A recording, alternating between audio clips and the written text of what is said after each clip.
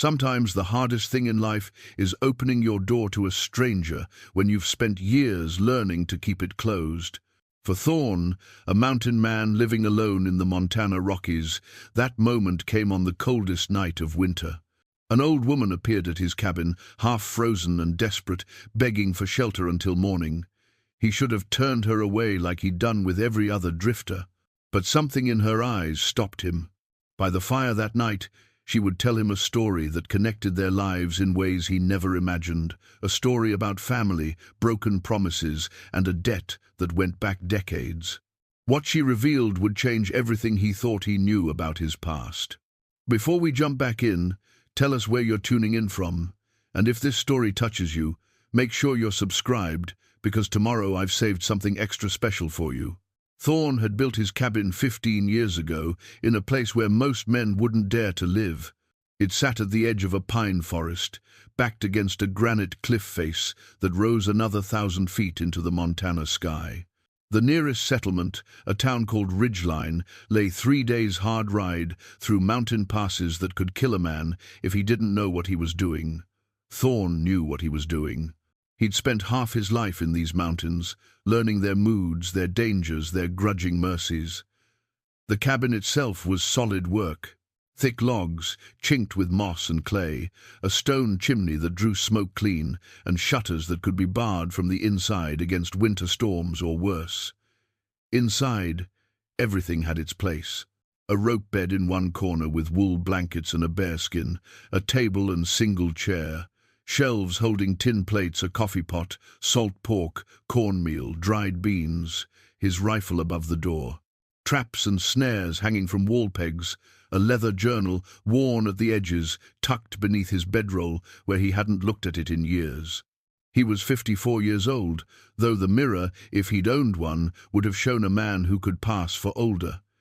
His face was weathered like old leather, creased deep around the eyes and mouth.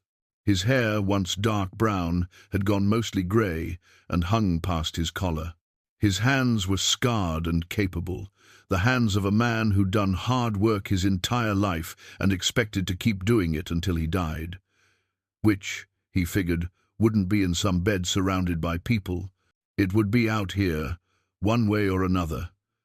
That suited him fine. His only companion was a dog named Buck, a mixed breed with wolf somewhere in his bloodline. Buck had wandered up to the cabin 4 winters back, half-starved, and Thorn had made the mistake of feeding him. The dog stayed, and Thorn discovered he didn't mind the company as much as he'd thought he would.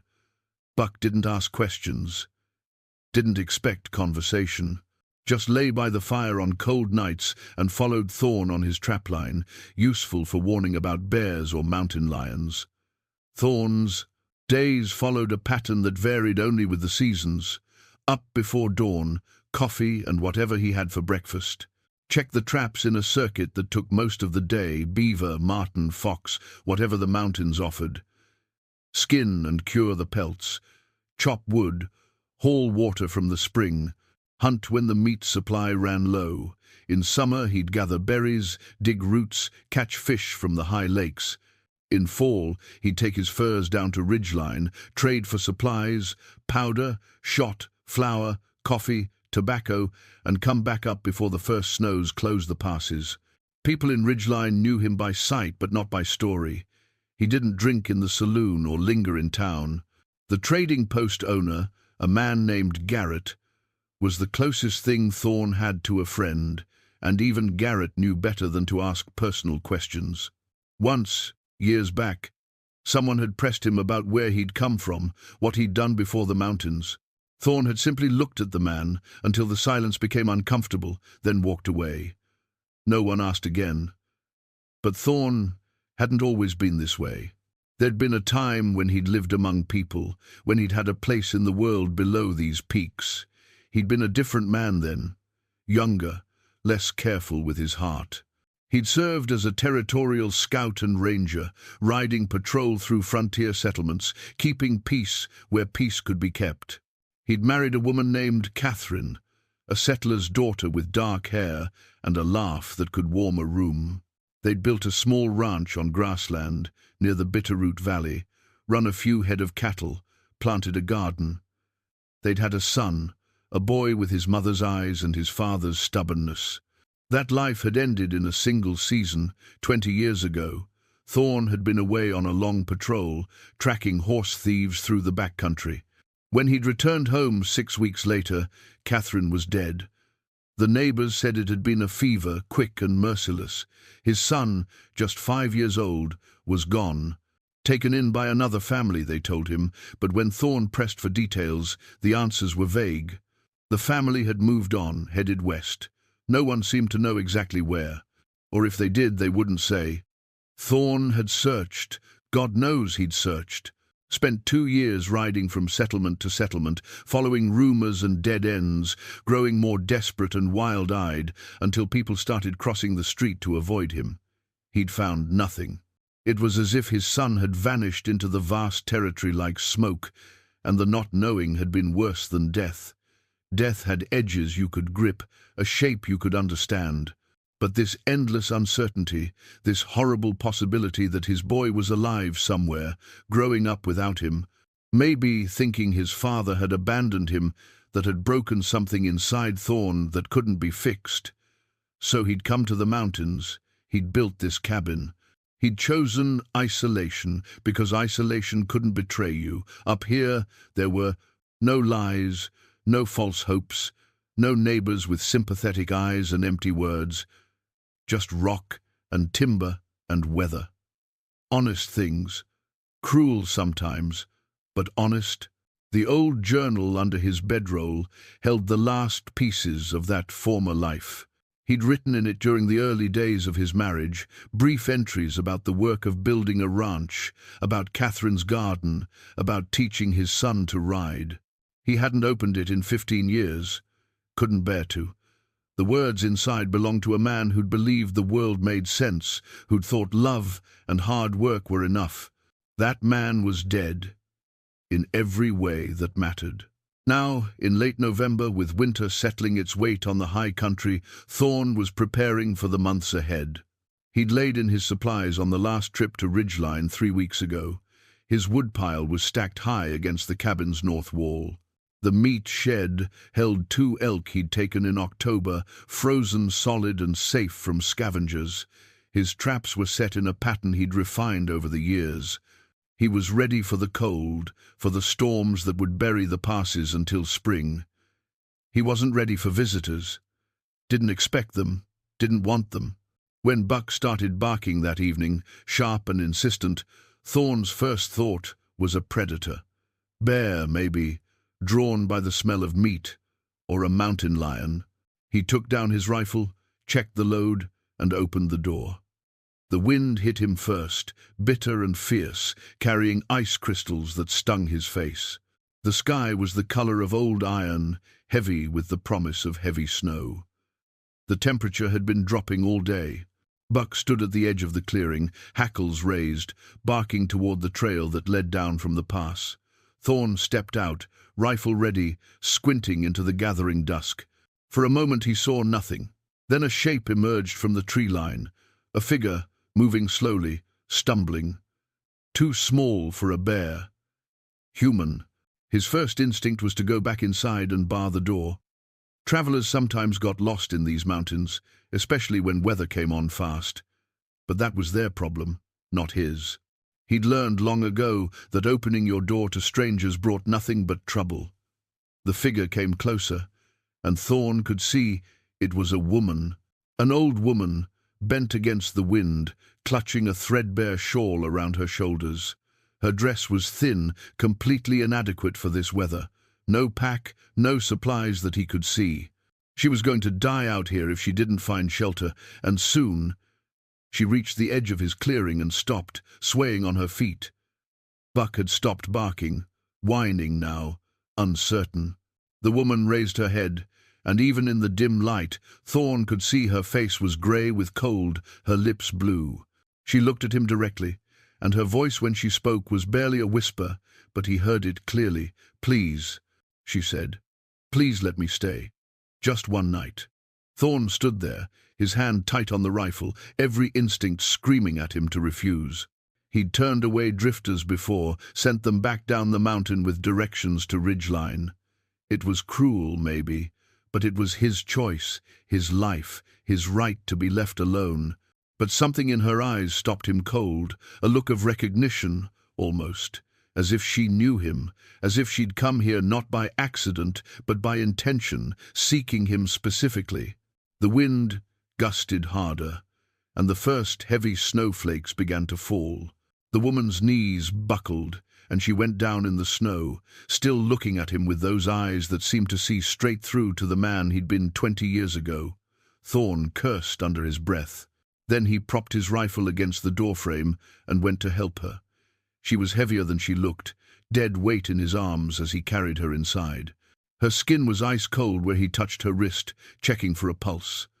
It was there, faint and irregular, but there. Buck followed them in, whining and circling as Thorn kicked the door shut against the wind. He laid her on his bed, the only place that made sense, and began working quickly. Her boots, first old leather, cracked and worn through in places. Her feet inside, wrapped in rags that were soaked through. Frostbite on 3 toes that he could see, the skin waxy white. Her hands were worse, fingers stiff and discolored. He'd seen frostbite before, knew that she'd likely lose at least a few digits if she lived long enough for it to matter. The fire in the hearth had burned down to coals. He built it back up, adding wood until flames licked high and heat began to fill the cabin. Then he filled a pot with water from his barrel and set it near the fire to warm, not too hot. You didn't warm frozen flesh too quickly, or you'd make the damage worse. He pulled the bearskin over her, tucking it around her shoulders. Her breathing was shallow, her face slack. She could still die, he knew. Sometimes people got too cold, and their bodies just gave up even after you brought them inside. There wasn't much he could do about that except wait and hope her constitution was stronger than she looked. While the water warmed, he studied her face.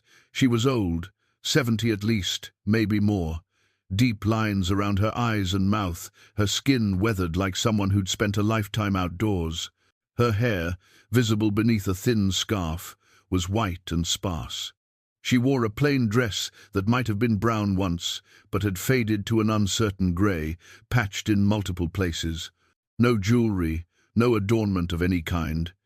Everything about her spoke of poverty, of hardship, of a long life that hadn't been easy, but those eyes, when she'd looked at him outside, there'd been something in those eyes that had struck him like a blow. Recognition, knowledge, as if she knew exactly who he was. He didn't recognize her, or didn't think he did, but memory was a strange thing, especially after 20 years. When the water was warm enough, he soaked cloths and began the slow work of warming her hands and feet. She moaned softly, not waking but registering the pain as sensation returned to frozen tissue.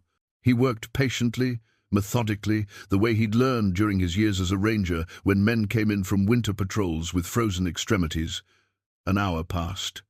Then another. The storm outside intensified, wind howling around the cabin's corners, snow piling against the shuttered windows. Whatever else happened, she wasn't leaving tonight. The storm had trapped them together as surely as if he'd locked the door. Finally, her eyelids fluttered. She made a small sound, confused, trying to orient herself. Thorn stepped back, giving her space, waiting. Her eyes opened fully and found him where he sat in his chair a few feet from the bed. For a long moment, they just looked at each other. Then she spoke, her voice rough and dry. "You brought me inside. Didn't have much choice," Thorn said. "You collapsed at my door. You could have left me there. Could have." He didn't explain why he hadn't, wasn't entirely sure himself. She tried to sit up, gasped at the pain in her hands and feet, and fell back against the pillow. "How bad?" "Bad enough. You'll likely lose some toes, maybe a finger or two. But you'll live if infection doesn't set in." She closed her eyes briefly, absorbing this, then opened them again. "Thank you." Thorn didn't respond to that. Instead, he asked, "Who are you? What are you doing up here?" "My name is Martha," she said. "Martha Henley." The name meant nothing to him. He waited for her to continue. "I came looking for you," she said quietly. "For Thorn. You are Thorn, aren't you? Thorn Mercer?" Something cold that had nothing to do with the weather settled in his chest. He hadn't heard his full name spoken aloud in years. In Ridgeline, he was just Thorn. No surname, no history. "How do you know that name?" "I knew you," Martha said, "a long time ago. You wouldn't remember me, but I knew your wife, Catherine." Thorn stood abruptly, the chair scraping loud against the floor. Buck lifted his head, alert to the sudden tension. "You don't talk about her. You understand? You don't say her name in this cabin." Martha held his gaze, unflinching despite her weakened state. "I have to. That's why I'm here. That's why I traveled 3 days through these mountains, at my age, knowing I might die trying to reach you. Because I made a promise to Catherine, and I've waited 20 years to keep it. You're lying." But even as he said it, doubt crept in. How would she know Catherine's name? How would she have found him here, in this remote place where he'd buried himself deliberately? "I'm not lying," Martha said. "I lived near you, back when you had your ranch in the Bitterroot Valley. I was a neighbor, not close by my husband, and I lived about 10 miles west, where Blackfoot Creek runs into the valley, but close enough that I knew Catherine. We'd visit sometimes, trade goods, help each other during harvest." Thorn's mind raced, trying to pull up memories from 20 years ago. He remembered some neighbors, vaguely, a few families scattered throughout the valley, but he'd been gone so much, riding patrol, and Catherine had managed most of the social connections. "If you knew us, then you know what happened," he said, his voice hard. "You know she died. You know my son disappeared. So what promise could you possibly have to keep?" "The promise to tell you the truth," Martha said. "About what really happened. About your son." The room tilted. Thorn gripped the back of the chair to steady himself. "My son is dead, or lost. It's been 20 years. Your son is alive." 3 words. 3 simple words that punched through the armor Thorn had spent 2 decades building. He couldn't speak, couldn't breathe. The cabin walls seemed to close in around him. "You're lying," he managed finally. "People looked. I looked. For 2 years I searched everywhere." "They lied to you," Martha said, and her voice was gentle but firm. "The people who told you he was gone, that they didn't know where he was. They lied. He was taken in by a family, yes, but they didn't move west. They stayed in the territory. Your son grew up less than 100 miles from where you lost him." Thorn's legs wouldn't hold him anymore. He sank into the chair, his mind reeling. "Why? Why would anyone lie about that?" "It's complicated," Martha said, "and the telling of it will take time. I need you to listen, really listen, without interrupting. Can you do that?" He wanted to shake her, to demand she tell him everything right now, immediately. But he could see the exhaustion in her face, the way even these few minutes of conversation had depleted her. She needed rest, food, time to recover enough to tell whatever story she'd come here to tell. "Tomorrow," he said, forcing the word out. "You'll tell me tomorrow." "Tomorrow," Martha agreed. She paused, then added, "I know you have no reason to trust me, but I swear to you, Thorn, everything I'm about to tell you is the truth. I've carried it for too long. It's time you knew." Thorn didn't answer. He stood and moved to the fire, staring into the flames, his back to her. Behind him, he heard her shift in the bed, settling into sleep or trying to. His son was alive. The words echoed in his head, impossible and undeniable at once. After 20 years of believing the worst, of accepting that he'd lost everything that mattered, this stranger had walked out of a snowstorm to tell him it was all a lie. He should have been filled with hope. Instead, what he felt was rage. Rage at the years stolen from him, rage at whoever had lied, rage at this woman who'd waited 2 decades to bring him this news. But underneath the rage was something else, something he'd thought dead long ago, a small, desperate spark of hope that terrified him more than anything he'd faced in these mountains. Outside, the storm raged on. Inside, Thorn stood by, the fire, watching shadows dance on the cabin walls, and wondered if morning would bring salvation or just another kind of loss. He didn't sleep that night. He sat in his chair, rifle across his lap, watching Martha breathe, watching the fire burn down and building it up again, watching the darkness beyond the windows gradually pale toward dawn. And in his mind, he repeated two words over and over, like a prayer or a curse. He couldn't tell which. Alive. Alive. Martha's hands shook as she pulled out the last items from her bag. A bundle of letters, yellowed with age, tied together with a faded ribbon. The paper was brittle, crackling softly as she carefully untied the ribbon and spread the letters on the bed between them. Catherine wrote these during the last week of her life, Martha said. She was too weak to leave the house, too sick to do much of anything. But she could still write, at least at first. She wrote to you, Thorn. Wrote letters she hoped would reach you on the patrol route, letters that would bring you home before. Her voice broke. Thorn reached for the letters with hands that didn't feel like his own. The top one was addressed in Catherine's handwriting, careful and neat, despite what must have been her weakening condition. To my beloved Thorn, it read. He couldn't open it. Not yet.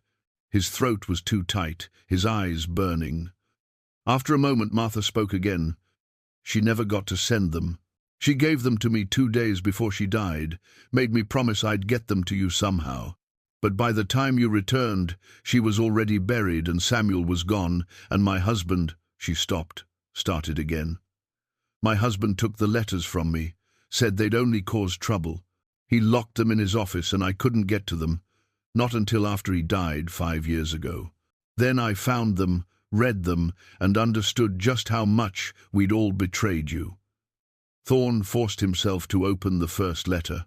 The paper whispered against his fingers as he unfolded it. My dearest Thorn, Catherine's words began, and he could hear her voice in his mind, soft and warm. I don't know if this letter will reach you in time. I am very sick and getting worse each day. The doctor came yesterday and said there was nothing more he could do. I am frightened, not for myself but for Samuel. He is so young and he needs his father. Thorn's vision blurred. He blinked hard, forced himself to keep reading. There is something I must tell you, something I have kept from you because I didn't want to worry you while you were away. James Cartwright has been pressuring us to sell the ranch. His offers were generous at first, but when I kept refusing, he became threatening. He said we would regret standing in the way of progress, that the Bitterroot Valley would be his, one way or another. Cartwright. Thorn knew the name, though he'd never met the man personally. James Cartwright had been one of the wealthiest landowners in the territory, with political connections that reached all the way to Washington. He'd built an empire, buying up land, sometimes fairly, sometimes through methods that were less than honest. Last week, the letter continued, 2 of his men came to the house. They said this was our final chance to sell. I told them no, that you and I had built this ranch together and we would never give it up. They left angry. The next day, I became ill. Thorn's hands clenched, crumpling the edges of the paper. He forced himself to relax his grip, to keep reading. I may be imagining things in my fevered state, but I believe they poisoned me, Thorn. The water tasted strange that morning, bitter, and within hours I was so sick I couldn't stand. I didn't drink from the well again after that, but the damage was already done. Whatever they put in the water, it's killing me slowly. The words swam before his eyes. He looked up at Martha. Cartwright poisoned her? Over a land dispute? It looks that way, Martha said quietly. The next letter is even more explicit. She was certain by then, and she knew she was dying. Thorn picked up the second letter. The handwriting was shakier, harder to read. Thorn, my love, I am worse today. I can barely hold the pen. Samuel is crying in the next room, and I cannot go to him. I cannot be the mother he needs. Please, if you receive this, come home quickly. Not for me, I think it is too late for me, but for our son. Do not let Cartwright's people take him. Do not let them have the ranch. Fight for it. Fight for Samuel. Fight for the life we built together. I know you will want vengeance when you learn what they've done to me. But more important than vengeance is protecting our son. Promise me, Thorn. Promise me you will put Samuel first. The letter ended there, the final words trailing off as if she'd been too weak to continue. Thorn set it down carefully and reached for the third letter, the last one. It was very short, just a few lines in handwriting so shaky it was barely legible. I am dying. Martha is here with me. She is a good woman. Trust her. The pocket watch is for you. The little horse is for Samuel. Tell him his mother loved him more than life itself.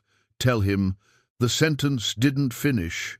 Catherine must have lost the strength to write more, or perhaps time had simply run out. Thorn stared at those final incomplete words, at the message she'd tried so hard to leave him, and something inside him broke open. Not cleanly, not with the release of tears, but with a jagged violence that felt like it was tearing him apart from the inside. She knew, he said, his voice raw.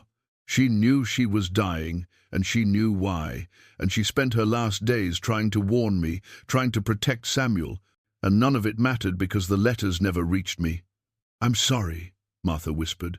I'm so sorry. Thorn stood, walked to the window, pressed his forehead against the cold glass. Outside, the world was pristine white, beautiful, and indifferent to human suffering. Cartwright killed my wife for a piece of land. And then what? He took the ranch anyway? Yes, Martha said. After you left, after you disappeared into the mountains searching for Samuel, Cartwright's lawyers claimed the property was abandoned. They took it through legal channels, neat and clean. By the time anyone might have questioned it, you were long gone, and there was no one to contest the claim. And my son ended up with the Garretts. That's convenient. Were they part of it too? Martha hesitated, and in that hesitation, Thorn had his answer. Thomas Garrett worked for Cartwright, she said finally. Not directly, but he did business with him, sold him tools and equipment. When the situation with Samuel came up, when the question arose of what to do with the orphaned boy, Thomas volunteered to take him. Said it was Christian charity. But my husband told me later, in a moment when he'd had too much whiskey, that Cartwright paid the Garretts to take Samuel. Paid them well, to ensure the boy disappeared into their family and you never found him. Why? The question came out as almost a roar. Buck whined and pressed against Thorn's leg. Why would Cartwright care what happened to Samuel? He already had the land. He'd already won. Because you were still out there, Martha said, searching, asking questions. As long as you were looking for your son, there was a chance you'd talk to the right people, find out the truth, come back for revenge. But if Samuel disappeared completely, if you could never find any trace of him, eventually you'd give up. You'd accept that he was gone. And you did, didn't you? You came up here to these mountains and you hid yourself away, and Cartwright never had to worry about you again. Thorn turned from the window, his face hard. Is Cartwright still alive? No, he died 8 years ago, but his son runs the business now, controls most of the Bitterroot Valley and half the territory besides. He's even more powerful than his father was. And Samuel lives in Havens Creek. How far is that from Cartwright's holdings? Martha's face paled. Havens Creek is right in the middle of Cartwright territory. The town exists because of the Cartwright Ranch and the businesses that serve it. Understanding dawned, cold and clear. Samuel grew up surrounded by the people who killed his mother and stole his heritage. He works for them, probably trades with them, lives his whole life not knowing that everything he has is built on the grave of his real family. Yes, Martha whispered. Thorn looked down at the letters spread across his bed, at the pocket watch still warm in his hand, at the wooden horse that represented all the years he'd lost with his son. Then he looked at Martha. This dying woman who'd carried these secrets until they'd nearly destroyed her. "You came here to tell me this, knowing what I'd do," he said, "knowing I'd go after them." "I came here to tell you the truth," Martha corrected gently. "What you do with it is your choice." "But Thorn, Catherine asked you to put Samuel first, to protect him, not avenge her. If you go looking for justice or revenge, you might put your son in danger. You might lose the only chance you have to know him." She was right. The smart thing, the safe thing, would be to go to Samuel, introduce himself, try to build some kind of relationship from the ashes of the past. Forget about Cartwright, forget about justice, just focus on the future. But Catherine's letters lay between them, proof of a crime unpunished, of a murder covered up, of a life stolen. And Thorn didn't know if he was big enough to let that go. They spent the rest of that day in careful conversation, Martha filling in details, answering questions, painting a picture of the 20 years Thorn had missed. She told him about Samuel's childhood with the Garretts, about his marriage to Emma, about his 3 children. She described Havens Creek, the layout of the town, where Samuel's smithy stood. She told him what she knew about the current Cartwright Daniel, the son who ran his father's empire with the same ruthless efficiency but more sophisticated methods. As evening approached, Martha's strength began to fail. The journey had taken more out of her than she wanted to admit, and the frostbite damage was worse than Thorn had hoped. He made her comfortable, fed her warm broth, and watched as she drifted in and out of fevered sleep.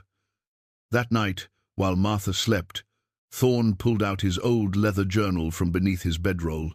He hadn't opened it in 15 years, had been afraid to face the man he'd been before everything fell apart. Now he forced himself to read his own words from decades past. The early entries were mundane, notes about building the ranch, about cattle prices, about the weather. Then Catherine appeared in the pages, first as "met a woman named Catherine," and then pages later asked Catherine to marry me. She said yes. The entries became warmer after that, filled with small domestic details that seemed impossibly precious now. Catherine planted roses by the front door, fixed the fence in the north pasture. Catherine says she's with child. Then Samuel was born, and the entries changed again. Thorn barely recognized the man who'd written these words, this person who worried about fevers and teething, who carved toys by firelight, who wrote things like, "Samuel took his first steps today." Catherine cried with joy. The last entry was dated the day before he'd left on that final patrol. "Heading north tomorrow. Should be back in 4 to 6 weeks. Catherine made me promise to be careful. Samuel gave me his wooden horse to take with me for luck. I gave it back and told him to keep it safe until I returned. He's growing so fast. By the time I get back, he'll probably be even taller." Thorn closed the journal carefully. That man, the one who'd written those words, seemed like a stranger now. But maybe he didn't have to be. Maybe there was a way to find some piece of that person again, to become someone his son wouldn't be ashamed to know. He looked at the items Martha had brought, the letters, the watch, the wooden horse. Then he reached up to the shelf and took down the map he kept of the territory. By lantern light he traced the route to Havens Creek. 3 days' ride in good weather, maybe 4 with the fresh snow. He'd need to take Martha to Ridgeline first, make sure she had medical care. That was another 2 days, there and back. A week, maybe a bit more, and he could be standing in front of his son. The thought terrified him more than any blizzard or mountain lion ever had. In the morning, Martha woke clearer-headed, but visibly weaker. She saw Thorn preparing supplies, packing saddlebags, and understood what he was doing. "You're going to him," she said. "After I get you to Ridgeline. You need a doctor." "I'm dying anyway, Thorn. Don't delay for me." "I'm not leaving you here to die alone in my cabin," he said firmly. "We'll go to Ridgeline together. Then I'll continue to Havens Creek." Martha reached into her bag one last time and pulled out a folded piece of paper. "This is a map I drew showing exactly where Samuel's smithy is, where his house is, the best way to approach the town. And this, she produced another small envelope, is a letter I wrote to Samuel. It explains everything, tells him who you are, asks him to listen to your story. If things go badly when you first meet him, if he doesn't believe you, give him this letter. Thorn took both items, tucking them carefully into his coat pocket. Thank you, for all of it, for having the courage to come find me. I only wish I'd had the courage 20 years ago, Martha said softly. I wasted so much time being afraid. We both did, Thorn replied. But maybe it's not too late to make it right. They left the next morning, Thorn leading his horse with Martha bundled on its back, Buck ranging ahead through the snow. The journey down the mountain was slow and treacherous, but Thorn knew every switchback, every hidden danger. They made camp one night in a sheltered hollow, and Martha told him more stories about Samuel, how he'd been a quiet child, thoughtful and kind, how he'd loved working with his hands, even when he was small. He's a good man, she said, staring into their small fire. Despite everything that happened, despite the lies he was raised on, he became a good man. You would be proud of him. I already am, Thorn said. I just hope I get the chance to tell him that. They reached Ridgeline, late the following afternoon. Thorn took Martha straight to Doc Morrison, the closest thing the settlement had to a real physician. Morrison took one look at Martha's frostbitten hands and feet and shook his head gravely. She'll lose the toes for certain, probably 2 fingers, and she's got pneumonia setting in from the cold. At her age, he left the thought unfinished. Do what you can for her, Thorn said. I'll pay whatever it costs. He left Martha in Morrison's care and went to the trading post. Edward Garrett was behind the counter, same as always, a stocky man in his 60s with shrewd eyes. He looked up as Thorn entered, and something flickered across his face, recognition maybe, or guilt. Thorn, Garrett said carefully, haven't seen you in a few months. Need supplies? Thorn walked up to the counter and placed both hands flat on the worn wood, leaning forward. I know about Samuel. The color drained from Garrett's face. I don't know what you're talking about. Yes, you do. Your brother Thomas took my son, raised him as his own. And you knew where he was all this time. Every time I came in here to trade. You knew, and you never said a word. Garrett's mouth opened, closed. He looked toward the door as if contemplating running. It wasn't my decision. Thomas wanted it that way. Said the boy was better off not knowing. That wasn't your call to make, Thorn said, his voice low and dangerous. None of you had the right to decide that. What are you going to do? Garrett asked, and he looked genuinely frightened. Thorn straightened up. I'm going to Havens Creek. I'm going to meet my son. And if you ever want to look me in the eye again, you'll tell me everything you know about the Cartwrights and what they did to my family. Garrett swallowed hard, then nodded. Come to the back room. There's some things you should know before you go to Havens Creek. Some things about Daniel Cartwright and the kind of man he is. If you're planning to confront him, you need to be prepared. Thorn followed Garrett into the back room, and for the next hour he learned just how deep the corruption ran and how dangerous the path ahead might be. Edward Garrett's back room smelled of old leather and tobacco. He poured 2 whiskies without asking and pushed one across the table to Thorn. His hands were shaking slightly. I want you to know something first, Garrett said, not meeting Thorn's eyes. Thomas didn't want to deceive you, not at first. He thought he was doing right by the boy, giving him a home when everyone believed you were never coming back. But then Cartwright made it very clear that Thomas was to keep his mouth shut. And Thomas had debts. Cartwright owned those debts.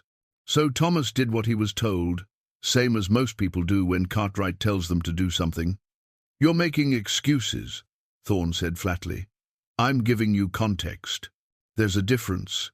Garrett took a long drink. What I'm about to tell you, I've never told another living soul. And if it gets back to Cartwright that I talked, I'm a dead man. You understand? I understand. Garrett pulled out a tin box from a shelf and set it on the table between them. Inside were papers, documents, what looked like old correspondence. He sorted through them until he found what he was looking for, a letter on expensive stationery, the ink faded but still legible. "This is from James Cartwright to my brother, dated about 3 months after your wife died. Thomas kept it hidden, but after he passed, I found it among his things. Read it." Thorne took the letter. The handwriting was educated, precise. "Thomas," it began, "I trust the boy is settling in well with your family. I want to reiterate the importance of maintaining absolute discretion regarding his origins. The father, should he resurface, must never be given reason to believe the child can be found. This is essential to our continued business relationship and, indeed, to your family's continued prosperity in this territory. I am prepared to be generous to those who demonstrate loyalty. Conversely, I have little patience for those who prove themselves unreliable. You have always been a sensible man. I trust you will continue to be so." It was signed simply, Cartwright. The letter was a threat wrapped in polite language. Thorne set it down carefully, his jaw tight. "He paid your brother to hide my son, and threatened him to make sure he stayed hidden. Yes, but there's more." Garrett pulled out another document, this one official-looking, with seals and signatures. "This is a deed transfer, your ranch in the Bitterroot Valley. It was transferred to James Cartwright 6 months after Catherine died for $1. $1, Thorne. The legal language makes it look like a legitimate sale, but we both know it was theft." Thorne stared at the deed, at his own signature forged at the bottom of the page. The rage that filled him was cold and focused, the kind of anger that didn't explode, but instead condensed into something hard and sharp. "And the current Cartwright, Daniel, he's running the same operation his father did?" "Worse," Garrett said. "Daniel's smarter, more careful. He's expanded the family holdings to cover most of the Valley territory. He controls the law, the politics, the commerce. People who oppose him have a way of losing their property or their businesses, or worse. There was a rancher 2 years back, refused to sell to Cartwright. His barn burned down with his prize horses inside. Another man, a shop owner, spoke out about Cartwright's business practices. He fell down some stairs and broke his neck. Daniel was nowhere near either incident, of course. Never is. And Samuel works in this man's territory, not knowing the truth. Samuel doesn't know anything about any of this. He believes his parents died of fever, that the Garretts took him in out of kindness. He grew up grateful to them, loyal to the community they were part of. He does work for Cartwright's ranch, same as everyone in Havens Creek does, in one way or another. There's no avoiding it." Thorne stood, paced the small room. Buck, who'd been lying by the door, lifted his head to watch. "If I tell Samuel the truth, it puts him in danger. If Cartwright finds out I've come back, that I know what his father did, he'll see you as a threat," Garrett finished. "And he'll eliminate that threat however he needs to. You have to be smart about this, Thorne. You can't just ride into Havens Creek and start making accusations. Cartwright has the sheriff in his pocket, has the judge, has everyone who matters. Then, how do I get justice for Catherine? How do I get back what was stolen from me?" Garrett leaned back, studying Thorne. "You want the truth? You probably can't. Not the way you're thinking. Cartwright is too powerful, too protected. The best you can do is maybe build a relationship with your son, try to make up for the years you lost. Going after Cartwright will only get you killed, and then Samuel will have lost you twice." The words echoed what Martha had said. Put Samuel first. Don't risk everything for revenge. It was sensible advice, wise advice. But Thorne looked at that forged deed, at Cartwright's threatening letter, and he didn't feel sensible or wise. He felt like a man who'd lost 20 years to a rich man's greed and another man's cowardice, and he wasn't sure he could just walk away from that. "There's something else," Garrett said quietly. "Something I debated whether to tell you. But you're going to find out anyway once you get to Havens Creek, so you might as well hear it from me." "What?" "Daniel Cartwright's wife is Emma. Emma Cartwright. She's Samuel's wife." The room tilted. Thorne grabbed the edge of the table to steady himself. Samuel married Cartwright's daughter. Stepdaughter, technically. Emma was from her mother's first marriage, but Daniel raised her, considers her his own. The marriage between Samuel and Emma was actually Daniel's idea. He pushed for it, arranged for them to meet. I always wondered why he took such an interest in your son's life. Now I think I understand. He wanted to keep Samuel close, Thorne said slowly, to control him the way his father controlled the Garretts, by making him family. That's my guess. Samuel's a good blacksmith, reliable, honest. Daniel probably saw an opportunity to tie him into the Cartwright family permanently. And Samuel, not knowing any of this history, probably thought he was lucky to marry into such a prominent family. Thorne sank back into his chair. The complexity of the situation was suffocating. His son wasn't just living in Cartwright territory, he was married into the Cartwright family.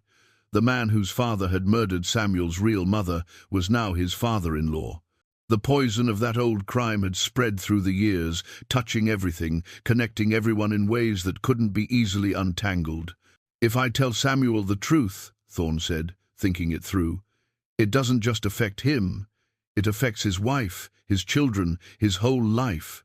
He'll have to choose between his family and justice for a mother he doesn't remember and a father he's never known.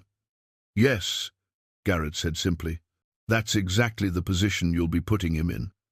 Thorne stood and moved to the small window overlooking Ridgeline's main street. Snow had started falling again, light and steady. Somewhere out there, 3 days' ride away, his son was living a life built on lies, surrounded by the people who destroyed his original family. And Thorne had to decide what to do with that knowledge. Behind him, Garrett spoke again. My brother's deathbed confession is in that box too. Might be something you want to read before you make your decision. Thorne turned. What did he confess? That he'd seen Catherine's body. That the doctor who examined her had been paid by Cartwright to list the cause of death as fever. But the doctor told Thomas the truth, that her symptoms were consistent with arsenic poisoning. Thomas knew your wife was murdered.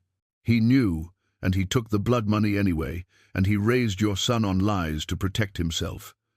Garrett's voice was heavy with shame. He died with that guilt eating him alive. The last thing he said to me was, "Find Thorne if you can. Tell him the truth. But I was a coward. I didn't do it." Not until Martha forced the issue by going up that mountain herself. Thorne moved to the box and found the confession, written in a shaky hand, dated 2 days before Thomas Garrett's death. He read it standing there, each word confirming what Martha had told him, adding new details about the doctor's report, about the amount Cartwright had paid, about how Thomas had convinced himself he was doing the right thing for Samuel, even as he accepted money to hide a murder. When he finished reading, Thorne carefully placed all the documents back in the tin box and closed the lid. Then he looked at Edward Garrett for a long moment. "I'm going to Havens Creek," he said finally. "I'm going to meet my son, and then I'm going to decide what to do about Daniel Cartwright. But whatever I decide, I want you to know that your brother's cowardice and yours cost me 20 years with my son. That's not something I'm going to forget." Garrett nodded, his face drawn. "I don't expect you to. I just hope you'll think about Samuel before you do anything that can't be undone. He's innocent in all of this. Don't make him pay for what our families did." Thorne walked to the door, Buck rising to follow. He paused with his hand on the handle. "Can I take that box? The documents might matter if things go badly." "Take it. It's evidence of crimes, even if the law won't act on them. Maybe it'll be useful somehow." Thorne took the box and left the trading post. Outside, the snow was falling harder now, covering Ridgeline in fresh white. He stood there for a moment, feeling the cold on his face, thinking about all the ways the past had reached forward to poison the present. Then he headed back to Doc Morrison's to check on Martha before preparing for the final leg of his journey. Martha was sleeping. When Thorne returned to Doc Morrison's small clinic, Morrison met him at the door, his expression grave. "She's fading," the doctor said quietly. "The pneumonia is in both lungs now, and her heart's weak. I'd be surprised if she makes it through the week. Can she travel?" "Absolutely not. Moving her now would kill her within hours." Thorne nodded, accepting this. He'd known, really, that Martha's journey to his cabin had been one way. She'd climbed that mountain knowing she wouldn't come back down, or if she did, it would only be to die in slightly more comfortable surroundings. "Can I see her? She's been asking for you." "Go ahead." Martha's eyes opened when Thorne entered the small room where she lay. She looked impossibly frail against the white sheets, her skin papery and thin. But her eyes were clear, focused. "You talked to Garrett," she said. "It wasn't a question." "I did. He told me about Daniel Cartwright, about Emma." Martha's mouth tightened. "I wanted to tell you before you left, but I wasn't sure how. I was afraid it would change your mind about going." "It should change my mind. Samuel's married into the family that destroyed ours. How do I tell him that? How do I ask him to choose?" "You don't ask him to choose," Martha said firmly. "You give him the truth and let him decide what to do with it. That's all any of us can do, offer the truth and trust people to handle it with wisdom." Thorne pulled a chair close to the bed and sat down heavily. "I've been alone so long, I'm not sure I remember how to talk to people, especially not about something like this. What if I say it wrong? What if I make everything worse?" "You won't," Martha said. "You're a good man, Thorne. You always were. That's why Catherine loved you. That's why she wanted Samuel to know you." She reached out with her bandaged hand, and Thorne took it gently. "Promise me something. Promise me you'll tell Samuel about his mother. Not just how she died, but who she was. Tell him about her laugh, her garden, the way she sang while she worked. Give him the memories he should have had. I promise. And promise me you won't let revenge consume you. Catherine asked you to put Samuel first. Honor that request. Whatever else happens with Cartwright, don't lose your son again trying to settle old debts." Thorne couldn't promise that, and Martha seemed to know it. She squeezed his hand weakly. "At least think about it. Think about what matters more, punishing the guilty or building something with the innocent." They sat in silence for a while, Thorne holding Martha's hand, listening to her labored breathing. Finally, she spoke again, her voice barely a whisper. "I'm glad I went up that mountain, even if it kills me, even if it was too late to undo the damage. I'm glad I told you. I can die knowing I kept my promise to Catherine. That's worth something." "It's worth everything," Thorne said quietly. "You gave me back my son, even if I haven't met him yet. You gave me truth when I'd been living on lies." That took courage. "It took too long," Martha said, "but better late than never, I suppose." Her eyes closed, exhaustion claiming her. "Go to Havens Creek, find Samuel, give him the wooden horse and tell him his mother carved it before he was born. Tell him." She drifted into sleep before finishing the thought. Thorne sat with her a while longer, then gently released her hand and stood. At the door, Doc Morrison was waiting. "Will you stay?" the doctor asked. "No. She knows where I'm going. If she wakes, tell her I'll come back and tell her how it went. Tell her I'll bring Samuel to meet her if I can."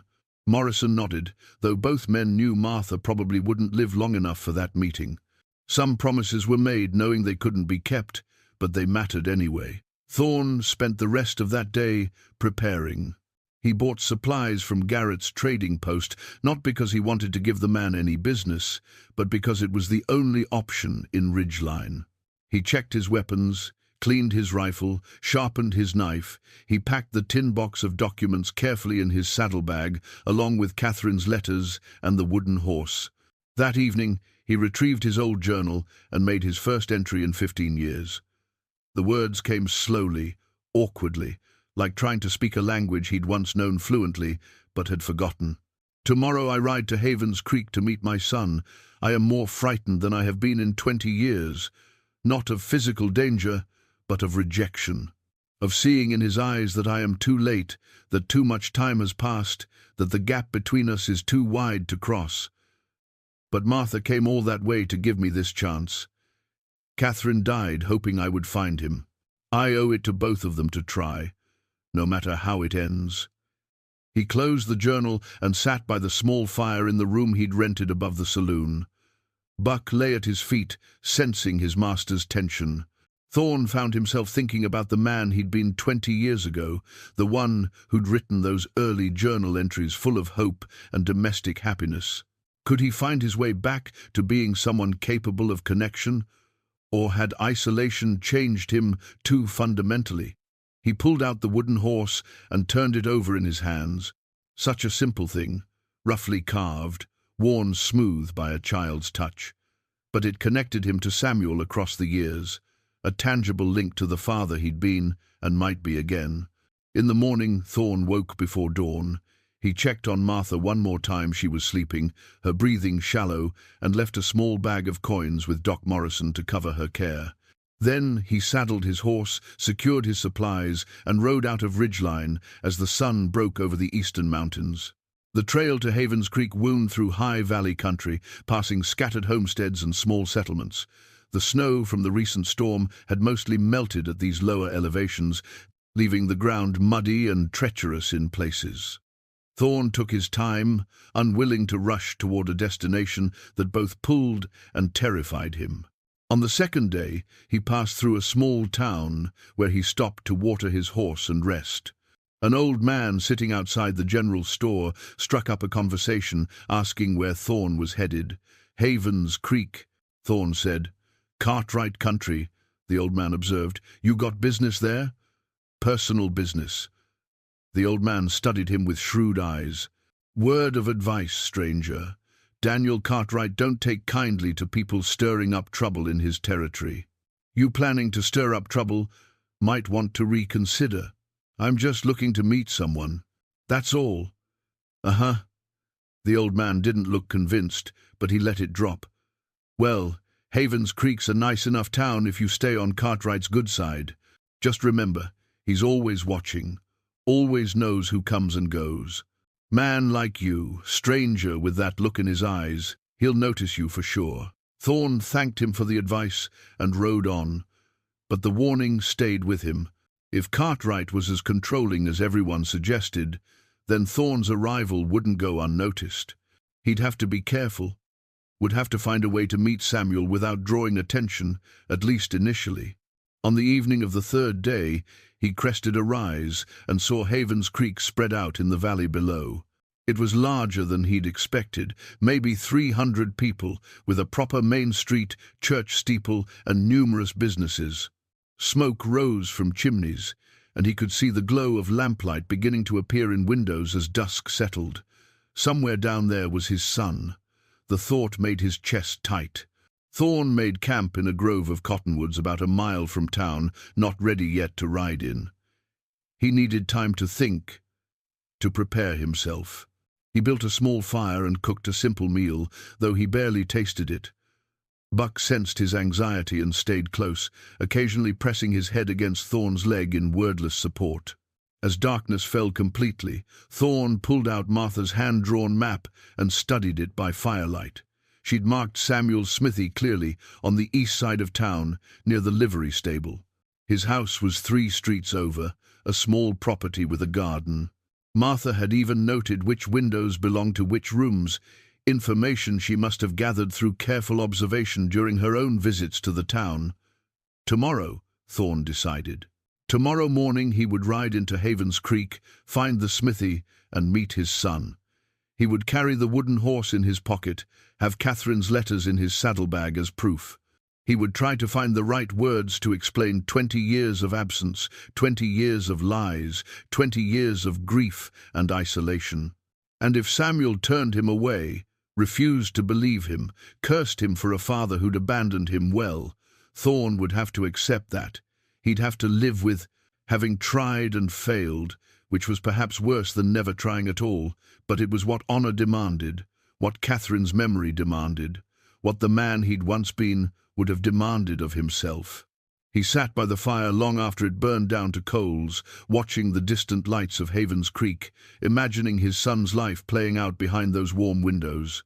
A life, Thorn knew nothing about, filled with people and experiences and memories that didn't include him. He was about to walk into that life and turn it upside down with truth that would hurt before it could heal, if it healed at all. The night was cold and clear, stars brilliant overhead. Somewhere an owl called hunting. Thorn added more wood to the fire and settled in for what he knew would be another sleepless night. Tomorrow would change everything, one way or another. The years of isolation, of hiding from the world, were over. Tomorrow he would step back into life, face his son, and discover whether redemption was still possible for a man who'd spent 2 decades believing he deserved nothing but solitude and regret. Buck circled 3 times and lay down beside him with a contented sigh. Thorn reached down to scratch behind the dog's ears, grateful for the simple, uncomplicated loyalty. Whatever happened tomorrow, at least he wouldn't face it entirely alone. Thorn bent and picked up the wooden horse from where Samuel had thrown it. He held it out again, but this time Samuel wouldn't look at it.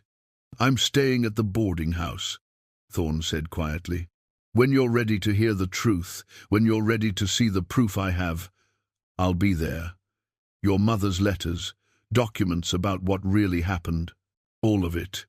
He turned and walked out before Cartwright could say anything else, before his presence could make things worse for Samuel. Behind him, he heard Cartwright's smooth voice saying something reassuring, heard Samuel's angry response, heard the smithy door close. Thorn made his way to the boarding house and took a room. From the window, he could see down the main street toward the smithy. He sat there for a long time, the wooden horse in his hands, wondering if he'd just destroyed his only chance at reconciliation by approaching Samuel so directly. The day passed slowly. Thorn ventured out only to buy supplies and check on his horse at the livery. He was aware of eyes on him, of whispers. News traveled fast in a small town, and by evening everyone would know that a stranger claiming to be Samuel Garrett's father had shown up making wild accusations. As dusk approached, there was a knock at his door. Thorn opened it to find a woman standing there, late 30s, with kind eyes and worry lines around her mouth. She held a basket covered with a cloth. "Mr. Mercer, I'm Emma, Samuel's wife." She held out the basket. "I brought you supper. May I come in?" Thorn stepped aside, surprised. Emma entered and set the basket on the small table, then turned to face him. She studied his face with an intensity that reminded him of the way Catherine used to look at people, seeing past surfaces to what lay beneath. "You look like him," she said finally. "Around the eyes, the way you hold yourself. Samuel didn't see it because he was too angry, but I see it. You believe me? I don't know what I believe, but Samuel came home today, shaken in a way I've never seen. He wouldn't tell me what happened at first, just kept pacing. Finally, he told me about you, about what you said. And then he locked himself in his workshop and won't come out." She sat down heavily. "Samuel's a good man, steady, reliable, kind. But he's always had this sadness in him, this sense of being alone, even when he's surrounded by family. The Garretts were good to him, raised him well, but he never quite felt like he belonged. He thought that was just who he was. But maybe it was because some part of him always knew the truth." Thorn sat across from her. "I have proof. Letters from his mother, documents about what was done to our family. I can show you." "Not yet," Emma said gently. "If you push too hard, too fast, Samuel will only dig in deeper. He's been hurt, Mr. Mercer. Whatever the truth is, learning it is going to hurt him more before it helps. You need to give him time." "I've already lost 35 years. How much more time should I give?" Emma's expression softened. "I understand, but Samuel has to come to this at his own pace. What I can do is talk to him, help him see that at least hearing you out won't cost him anything. Whether he believes you after that is up to him. Why are you helping me? You don't know me." "No," Emma agreed, "but I know Samuel, and I know he deserves the truth, whatever it is, even if that truth is painful." She paused. "There's something else you should know. My stepfather is Daniel Cartwright. When Samuel told him your name today, Daniel became very interested. He asked a lot of questions about you, about what you wanted. I saw the way he looked. It wasn't curiosity, it was concern. Like you're a threat to him somehow. I am a threat to him, Thorne said. His father murdered my wife to steal our land. I have proof of that too. Emma's face went pale. That's not possible. James Cartwright was a respected businessman. He was a murderer. And your stepfather helped cover it up by making sure Samuel disappeared into the Garrett family, where I could never find him. Emma stood abruptly, her hand pressed to her mouth. I need to go. I need to think about this. Emma, Thorne's voice stopped her at the door. Thank you for believing I deserve a chance. Thank you for helping Samuel stay open to the truth, even when it's ugly. She nodded, tears in her eyes now. He's been a good father to me. Daniel, I don't want to believe he's capable of what you're saying. But I also don't want to be the kind of person who protects evil just because it's wearing a familiar face. She opened the door, then looked back. Be patient with Samuel. He's afraid of being hurt again. We all are. After she left, Thorne opened the basket and found a hearty meal, roast chicken, bread, vegetables. He ate slowly, tasting none of it, thinking about Emma's words. About Samuel locked in his workshop, wrestling with the possibility that his entire life had been built on lies. About Cartwright, who now knew Thorne was in town and would be planning his response. The wooden horse sat on the table beside him. Tomorrow, Thorne decided, he would try again. He would be patient, as Emma suggested, but he would also be ready for whatever Cartwright might do. Because men like Daniel Cartwright didn't let threats to their power go unanswered. Outside, night fell over Havens Creek. Somewhere in this town, his son was struggling with impossible truths. And somewhere else, Daniel Cartwright was planning how to eliminate the man who could destroy everything he'd built on his father's crimes.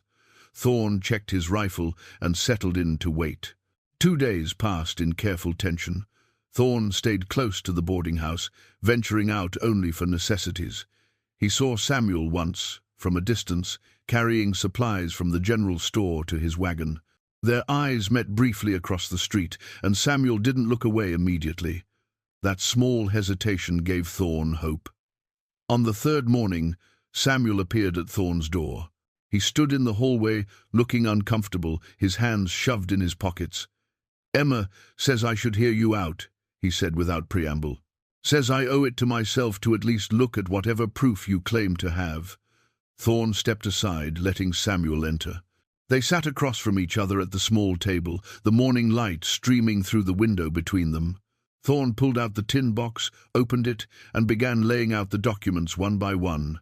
The letters from Catherine, the forged deed, Cartwright's threatening letter to Thomas Garrett, Thomas's deathbed confession. Samuel read slowly, his face growing paler with each page. When he reached Catherine's letters, his hands began to shake. He read them twice, touching the paper gently as if it might disintegrate beneath his fingers. She wrote these while she was dying, he said, his voice barely above a whisper. While I was in the next room, she was trying to reach you, to warn you, to protect me. Yes, and no one ever sent them. No. Samuel set the letters down carefully and looked at Thorne with Catherine's eyes. The Garretts, they lied to me my whole life. Raised me on lies, let me believe I was alone in the world when my father was alive and searching for me. They were paid to do it, threatened too. That doesn't excuse it, but it explains it. And Daniel? Samuel's voice hardened. My father-in-law? What was his role in this? Thorne hesitated, then decided Samuel deserved the complete truth. His father murdered your mother to steal our land. Daniel helped make sure you disappeared so I could never find you and learn the truth. He arranged your marriage to Emma to keep you close, to control you. Samuel stood abruptly and walked to the window, his back to Thorne. For long minutes he said nothing. When he finally spoke, his voice was raw with emotion. I have 3 children. They called Daniel grandfather. They love him. And you're telling me he's what? A criminal? A conspirator in my mother's murder? I'm telling you the truth. What you do with it is your choice." Samuel turned, and Thorn saw tears on his son's face. "What am I supposed to do? I have a life here, a business. Emma's family is woven through everything. If I confront Daniel, if I go to the law assuming the law isn't in his pocket, I destroy my children's world. But if I do nothing, I'm protecting the man who helped kill my real mother." Thorn stood and crossed to Samuel slowly, giving him space to retreat if he wanted. Samuel didn't move. Up close, Thorn could see so much of Catherine in him, the shape of his face, the way he held himself, the kindness in his eyes, even through the anger and pain. "Your mother's last words to me were to put you first," Thorn said quietly, "to protect you above everything else, including revenge. I spent 20 years in those mountains alone, and it took a dying woman climbing through a blizzard to make me understand that isolation wasn't honor, it was cowardice. I can't tell you what to do, Samuel, but I can tell you that family, real family, the kind built on truth, is worth fighting for, and you have that choice now. You can choose to know me or not. You can choose to act against Cartwright or not. But at least now, you're choosing with your eyes open." Samuel's face crumpled. "I don't know how to do this. I don't know how to have a father after 35 years of not having one." "Neither do I," Thorn admitted. "Neither do I know how to be a father to a grown man with his own family. But we can figure it out together if you're willing to try." For a moment, Samuel just looked at him. Then, slowly, he reached out and pulled Thorn into an embrace. It was awkward at first, two men who were strangers learning the shape of each other, but it was real. Thorn felt 35 years of grief and isolation crack open, felt tears he'd thought long dried up spilling down his face. "I looked for you," he said against Samuel's shoulder. "For 2 years, I searched everywhere. I thought you were dead. I thought I'd lost everything." "I know," Samuel said. "I believe you, and I'm glad you found me. Even like this, even with all this pain, I'm glad." They stood like that for a long time, father and son, beginning the slow work of rebuilding what had been stolen from them. Later, Samuel took Thorn to meet his grandchildren, the 2 boys aged 8 and 6, and a little girl of 4 who reminded Thorn achingly of Catherine. They were curious about this stranger their father introduced as family, asking questions with the directness of children. Thorn found himself smiling, laughing even, as he answered them. Emma watched from the doorway, her expression complicated. She'd learned the truth about her stepfather from Samuel, and Thorn could see her struggling with it. But she didn't turn him away. Instead, she invited him to supper. Over the following weeks, Thorn and Samuel talked for hours, building a relationship from fragments and hope. Thorn told stories about Catherine, about the ranch they'd built, about the life Samuel should have had. Samuel shared his own history, the good and the bad, the successes and struggles of growing up without knowing his real family. The question of what to do about Daniel Cartwright hung between them, unresolved. But for now, that could wait. First came healing, first came family. Thorn moved his things from the boarding house to a small cabin on Samuel's property. He still made trips to the mountains sometimes, still valued his solitude. But he always came back to Havens Creek, to his son's home, to his grandchildren's laughter. Martha died peacefully 2 weeks after Thorn reached Havens Creek. Samuel rode back to Ridgeline with him for the funeral. They buried her next to Thomas Garrett, and Samuel placed the wooden horse on her grave as thanks for the gift she'd given them both. Standing there in the cold morning, Thorn pulled out his journal, now filling with new entries about dinners with family, about teaching his grandchildren to carve wood, about slowly learning to live again, and added a final line about Martha. "She came to my door on the coldest night of winter and asked for shelter. I almost turned her away. Instead, I let her in, and she gave me back my life. Some doors, when we finally open them, lead us home." He closed the journal and looked at Samuel, at his son's strong profile against the winter sky, and felt something he'd thought lost forever. Not just hope, but belonging. Not just survival, but purpose. The mountain would always be there if he needed it. But for now, Thorn Mercer had finally come down from his isolation, and he wasn't going back.